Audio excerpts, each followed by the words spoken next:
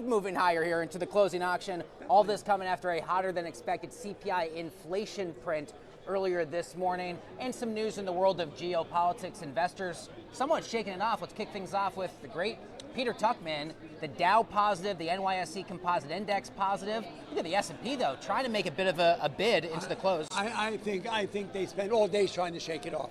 We hit a double bottom sort of midday between 11 and 2. We've been massive to buy all day long on the imbalances, over $2 billion all day. And so that just shows that, you know what, the market still is going to engage headlines a little bit, but at the end of the day, they're more interested in the upside potential of the market than the downside. People aren't really selling this market. It's a lack of sellers coming in and the buyers really getting, buying with intent. That's what today looks like to me. When you see it really, I mean, if we were here for another minute or two, we'd be closing up. So you see some conviction in the buy side. Yeah, absolute conviction. We've seen that for the last 3 weeks. Right, and so 1 or 2 days are one-offs when it comes to the market pulling back.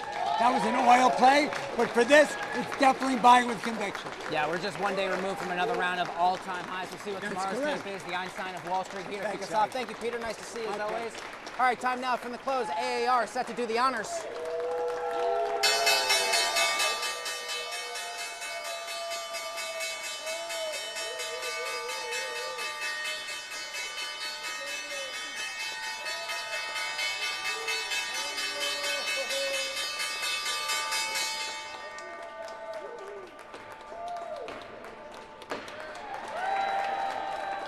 That's how it's done, and the crowd goes wild down here on the trading floor of the New York Stock Exchange.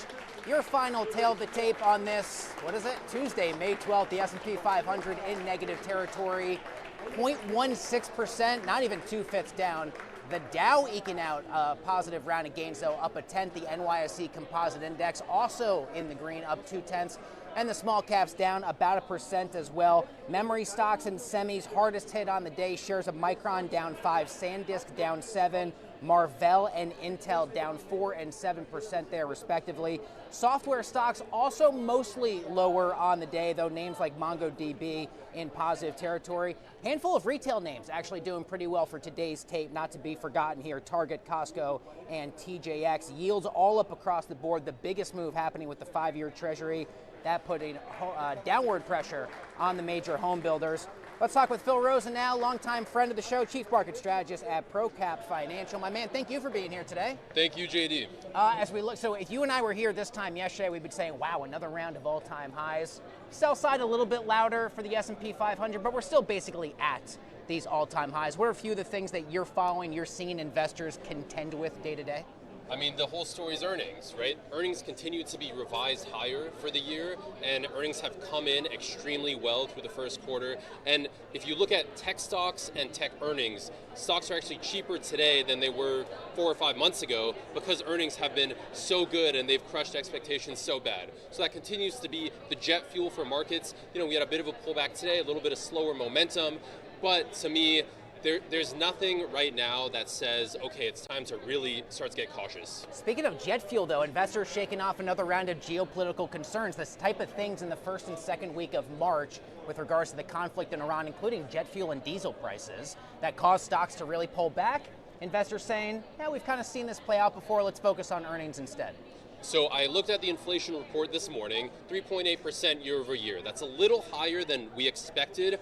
But all the investors I've been speaking with, and also my personal view, is that AI is the new macro. We're not going to look at the 0.1% differences on inflation reports and have that change our view on what AI really means, what it's going to do, what the promise of the technology is. So to me, AI is the macro. That's why investors have been able to shrug off pretty much every CPI report, all the Fed updates, all the updates in the Middle East and the Iran conflict. None of that has really derailed the bull market, and I don't see how anything in that calculus is going to change. We're still a few weeks out from NVIDIA earnings, but I wonder how you think about that. We know out of the Mag 7, NVDA tends to be the final of those Mag 7 earnings reports. We're through most of them, and we're not necessarily going to talk about it this week or next, but when we get closer to that earnings date, I feel like it's going to be all eyes once again on what happens with NVIDIA. It's pretty much hit or miss on whether NVIDIA goes up or down on earnings, but it's almost guaranteed that they destroy earnings. Like, they are going to crush it. They've been crushing it for several years now, and I would never want to be on the other side of the trade betting against NVIDIA doing well on earnings. And I know there's a lot of people coming out that are calling the top in the AI trade. They're saying it's a bubble. They're saying it's another .com. I think that's all bogus. NVIDIA is going to prove that once again this quarter, that we have plenty of demand still left in this cycle.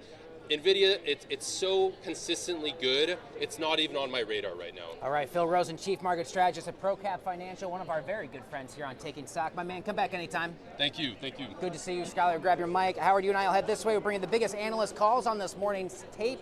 First up, Citi analysts upgrading Lowe's to a buy from a neutral rating, saying it's bullish on the hardware giant ahead of their earnings, which are also May 20th, like the aforementioned NVIDIA. Shares of Lowe's are down 6% since the start of 2026. Also, Deutsche Bank reiterating Intel as a whole this morning. They say the foundry business is fast gaining consumer traction. Shares of Intel up 90% over the last month alone. Finally, Susquehanna reiterating NVIDIA with a price target of $275 a share. They're expecting better results and guidance for earnings later this month. Shares of NVIDIA up about 14% from the start of this calendar year. Howard, let's take a look at one New York Stock Exchange notable company. This is, of course, shares of Nike down 0.09%. It reached a fresh low on the day of $42.06. Some important context, split adjusted, this is the lowest that Nike shares have been going all the way back to October 16th, 2014. For a bit of perspective, the #1 song on the Billboard Hot 100 chart on that date was Meghan Trainor's All About That Bass. So clearly it's been a while. It's been quite the ride for Nike. Shares are down 34% on the year amid the company's ongoing turnaround strategy. Last week at Consensus 2026 down in Miami, Florida, FinTech TV lead anchor Remy Blair sat down with former acting CFTC chair and current MoonPay head of institutional Caroline Pham. Take a look.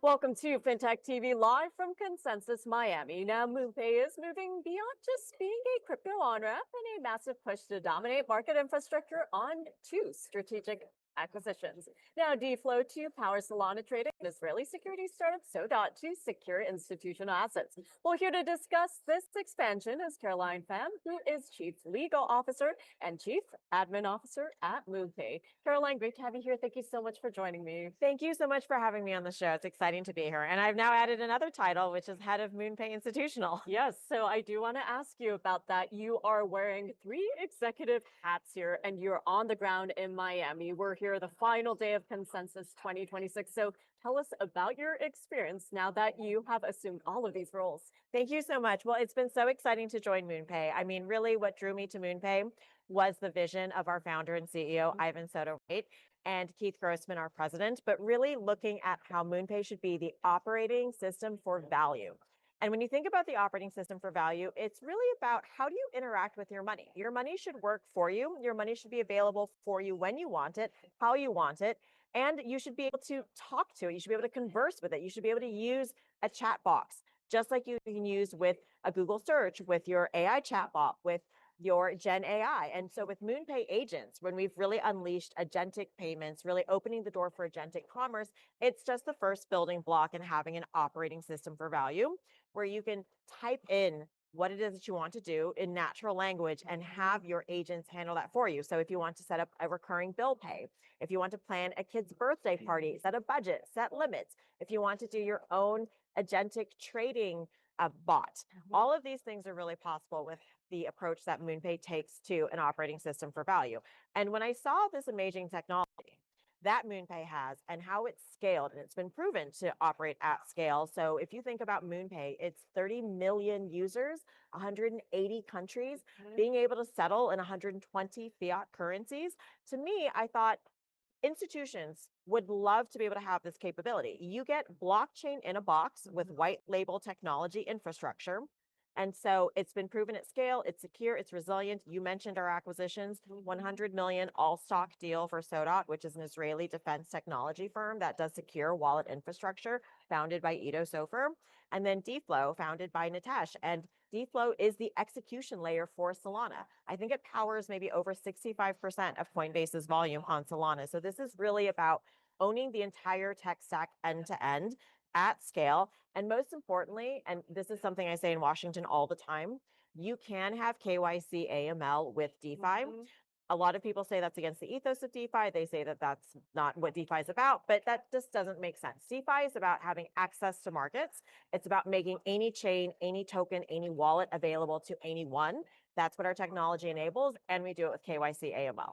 And you've given us such a great overview of what's happening over at MoonPay. And I'm so glad to have you on the show now that you are at the organization. And here we are at Consensus. And not only are traditional finance, as well as builders, innovators, policymakers are here, but you have a unique perspective because not only do you have experience being on the nation's capital at Capitol Hill, but also working in traditional finance. And Yes. now that you are at MoonPay, tell us what you think needs to happen as we head into the rest of 2026, especially when it comes to regulation. Sure. So I think that right now we have sort of two more macro trends that are colliding, for lack of a better word. And so, first of all, you do see that I've always had this thesis that we were going to see a move towards a more open architecture for payments and financial market infrastructure.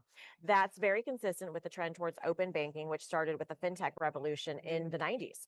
So, with a move towards more open payments and market financial infrastructure, that means that you're going to see convergence between TradFi and DeFi, which is all about what we're trying to enable, blockchain in a box, for anybody who's facing that question of, do you need to build or do you buy? Building takes years. People have been building on blockchain. Institutions have been building on blockchain since 2018. We're looking at almost 10 years. But now boards and investors are saying, what's your digital asset strategy? And you don't have 10 years to develop those in-house capabilities. So I think that's really key. So that's one sort of macro trend, and then that convergence of TradFi to DeFi. So what is the role of regulation in all of that? So part of what I had announced last year with my crypto sprint at the CFTC, obviously we launched for the first ever spot crypto trading on financial exchanges that are registered with the CFTC. We also had the tokenized collateral and stablecoins guidance, and the digital asset markets pilot, which was really important to have, like, Bitcoin being used for collateral. The part that we didn't get a chance to finish, though, and which I really think needs to be focused on now, is we need to make sure that blockchain can be used as financial market infrastructure. So that means amending CFTC rules, SEC rules, making it clear that these regulations should be technology neutral and that it should be fine to use blockchain in order to power your trade matching engines, to be able to use them for your books and records, to be able to do your collateral operations using blockchain technology. It's not scary. It's not this, kind of, crazy revolution disruption, because if you think about it, it's not any different from when we went from paper to computers and now to blockchain, which is really just decentralized computing. So I think that's one thing that regulations need to focus on. Caroline, well, great having you join us here at Consensus 2026 in Miami. I appreciate your time and your perspective. Thank you. Thanks so much for having me. Thank you.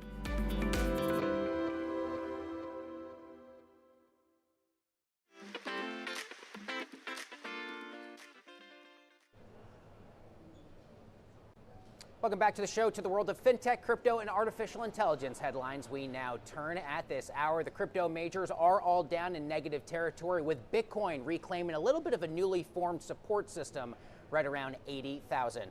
Next up, OpenAI set to buy consulting firm tomorrow and also launch a new PE-backed joint venture aimed at helping more businesses adopt artificial intelligence, with investors contributing more than $4 billion.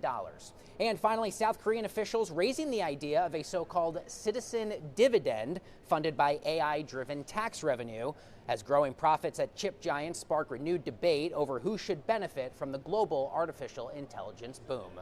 Earlier today, FinTech TV's lead anchor, Remy Blair, sat down with Evgeny Gokberg of RE7. They discussed DeFi yield and much more. Take a look. Let's take a live look at Capitol Hill as the crypto industry awaits a key markup on the Clarity Act in a little over 48 hours from now. Now, Coinbase CEO Brian Armstrong plans to meet with lawmakers over the bill tomorrow. He's been front and center in the stablecoin yield debate with banks. And along those lines, yields are a form of interest for DeFi users. Crypto firms want to pay them to stablecoin holders, and also users also earn them as rewards for staking their tokens like Ethereum or Solana. Well, joining me live here at the New York Stock Exchange this morning is Evgeny Gakberg, who is founder and managing partner of RE7 Capital, which is a research-driven digital asset investment firm. So great to have you here. Thank you so Pleasure much to for be joining. here. Thank you. So when it comes to DeFi yield, where does it actually come from today? So DeFi is basically an ecosystem of fintech apps that exist in this blockchain world. And because they're isolated from the traditional banks and traditional liquidity providers, that role is outsourced to the market, to the individuals and professional firms who are doing this for a living. So the yields come from lending, market making, and all the other traditional functions that traditional liquidity providers and financial institutions perform. It's just that here is done very differently. Yeah, and many of us talk about the maturity in the digital asset space, but give us your take on where we stand right now. The industry went from zero to hundreds of billions of dollars of assets currently sitting within those apps. So what used to feel like a video game 6 years ago currently has billions of dollars sitting there in passive capital, as well as more than $1 trillion in trading volume over the last few years. So this has grown to be a very valid and very strong fintech sector. Yeah, and speaking of which, I do want to get your take on what you believe will be the primary catalyst to unlock some growth and liquidity, especially at a time when we're keeping an eye on the Clarity Act and the progress in terms of the regulatory landscape. What are your expectations? DeFi started as a fully isolated sandbox where random people were playing with random coins, trying to get some yield and trying to generate some capital gains. Right now, this world is converging with the world of traditional finance, where the real banks and the real asset managers are deploying their assets on the blockchain. They're tokenizing stocks and credit instruments on the blockchain, which means that DeFi is basically becoming the back-end infrastructure for traditional finance. And heading into 2026, institutional adoption as well as tokenization, the rise of real world assets, those were the themes that we're all paying attention to. So when it comes to real world assets, what is your outlook? It's growing exponentially, and there is no sign of it stopping. We've seen that as the Middle Eastern conflict progressed, there were traders actively trading oil on the weekend, which is a synthetic representation of that, because you can't wait for the market to open on Monday. We've seen exchanges announce that stocks will become 24/7 at some point in the future, and blockchain will play a big role in that. And credit instruments have grown like there is no tomorrow when it comes to their blockchain adoption. And when we're talking about markets, you and I are here at the New York Stock Exchange, and traditionally we know that markets open at 9:30 and close at 4 p.m. But when we're talking about the weekends, for example, I think the Middle East conflict really highlighted how active traders are 24/7. So when it comes to this space, what is your outlook in terms of advancement, and what will that look like, not just for the institutional side, but also the retail side? I think 24/7 is inevitable. It's very clear there is demand from people to trade beyond working hours. There's demand for people to trade on the weekend and use new types of instruments, whether these are synthetic oil derivatives on the blockchain, even prediction markets, to hedge some of the market scenarios. That's clearly a trend. Yeah, so what does diversification look like in this space? That's a great question. Diversification is very hard to achieve within the digital asset space because coins are traditionally very, very correlated. But now blockchain is more than just volatile crypto coins. It's traditional stocks, it's credit instruments, it's stable coins that you can use for payments and other things. And over time, the diversification and decorrelation is growing. Well, we will have to leave it there since we are looking at the equity market about to open. Thank you so much for joining us. Thank you for having me. Thank you.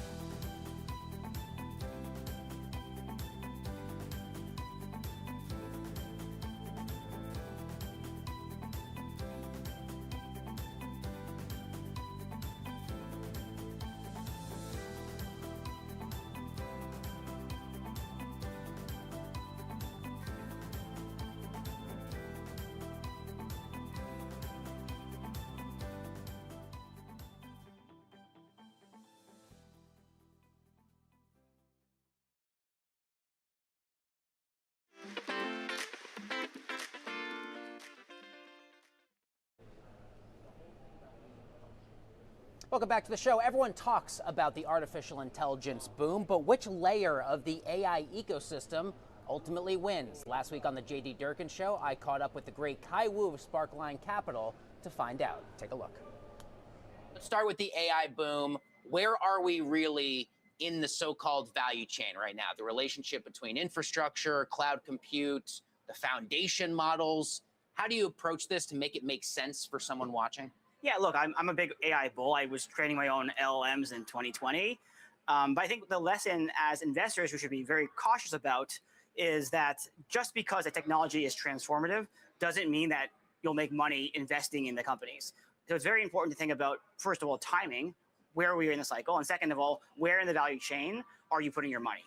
The dot-com boom was a great example. You come in too late and you're down 90%, even if you are correctly forecasting the future of technology with the internet, of course. So where are we today with the build-out cycle? I'd say like a useful framework would be to, obviously you can segment the value chain in any number of ways. I think the most useful kind of simplistic way to do so is to have this, there's just two categories. There's infrastructure, which includes like the chips and the memory and the power and the data centers, even the model providers. So like Anthropic and OpenAI. And then the users, the adopters, which would include any enterprise or even consumer who's utilizing AI for their own means, whether it's to run their business more efficiently, to expand margins, et cetera. So I think that where we are in the cycle for those two categories is very different. We're obviously well underway with regards to the infrastructure build out. Companies are committing trillions of dollars now over the next few years in building out ever bigger data centers, and obviously the stocks of all the infrastructure companies, whether it's the hyperscalers, Micron, NVIDIA are up big, obviously. Sure. And then there's the adopters, the users, right? I think it's still early days. The US BLS does a survey, and 10% of businesses are using AI in production, which is a pretty low number. Yeah. And so I think that you think about the classical model of technological diffusion is this S curve, where you have like the innovators, early adopters, then the kind of like early majority, late majority, and then finally the laggards. We're still kind of at that inflection point of that S curve with regards to actual adoption, right? So that's the key question around, you're probably gonna ask me, is AI a bubble, right? It's a timing question. We have, a lot of money committed up front to build out the underlying infrastructure, which we need to do, of course, for any situation like this. Yet the revenue, the adoption and usage is still, ramping up. So the question is there going to be a timing mismatch there, which could, of course, lead to some issues for these companies? Is it too early to tell, or do you have a sense which layer of the AI ecosystem ultimately wins? Yeah, it's an interesting question. Like if you go back to historical episodes, usually what you find is that the actual builders of infrastructure are not the long-term winners, right? The folks who built the railroads, hundreds of railroads companies were created in the 1800s. Basically, they all went bankrupt. You go back to, the automobile, like obviously Ford survived, but, you index into a bunch of auto companies, not a great investment. The dot-com boom, all the telecom companies that raised all this money and took on debt to build out the fiber optic cables for the internet. Global Crossing failed, AT&T still around, was dead money for a long time. The telecom index went down 92% in the dot-com bust and never recovered, even as of today. Right, so that's the question, which is, who are the long-term winners in this situation? What we've seen historically is that the builders, ironically, don't end up, earning the spoils of their creation, while it's the users, the adopters, right, like Netflix, Google, Meta, that came out later, right after the dot-com bust, and ultimately, won the internet era. So I think that's an interesting framework. Not saying that that's necessarily going to be what happens today. History rhymes, doesn't repeat. But I think, given where stocks have moved, obviously infrastructure stocks in an AI space have skyrocketed with like much less, gains on the adopter side. I think it does, lead me at least as an investor to kind of pause for a second and think, where are we headed moving forward?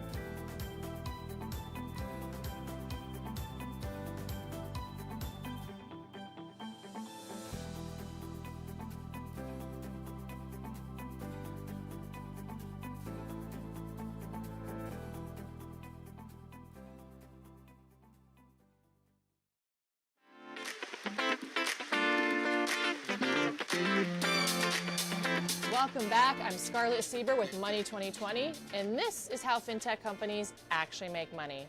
Today's reminder, not all great fintechs want to be loud. Some just want to compound quietly for 30 years.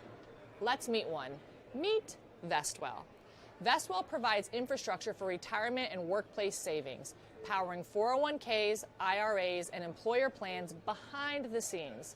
So how does Vestwell actually make money? First, asset-based fees. As assets grow, revenue grows alongside them. Second, platform fees paid by advisors and employers. Third, service and compliance revenue from onboarding, reporting, and plan administration.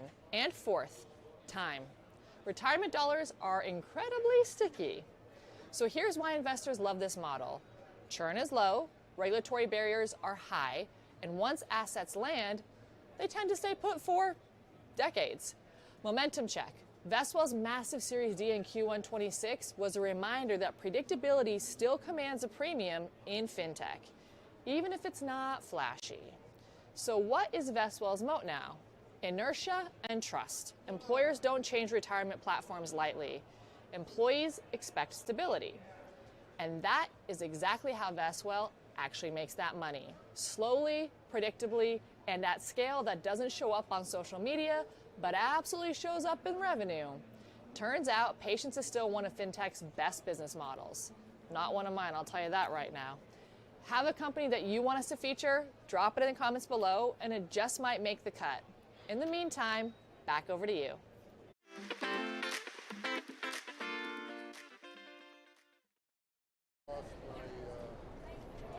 Welcome back to the show. The best performing sectors in the S&P 500 today: healthcare, consumer staples, as well as energy. Your S&P 500 laggards on the day: tech, discretionary, and industrials. Walmart, Coca-Cola, UNH, those are the Dow's big dogs on the day, and your Dow laggards: Salesforce, Caterpillar, and IBM. Tomorrow morning, April PPI plus the latest quarterly results from Alibaba, Wix.com, Cisco, and much more. Thanks for watching today's edition of Taking Stock. Have a good night. We'll see you again tomorrow.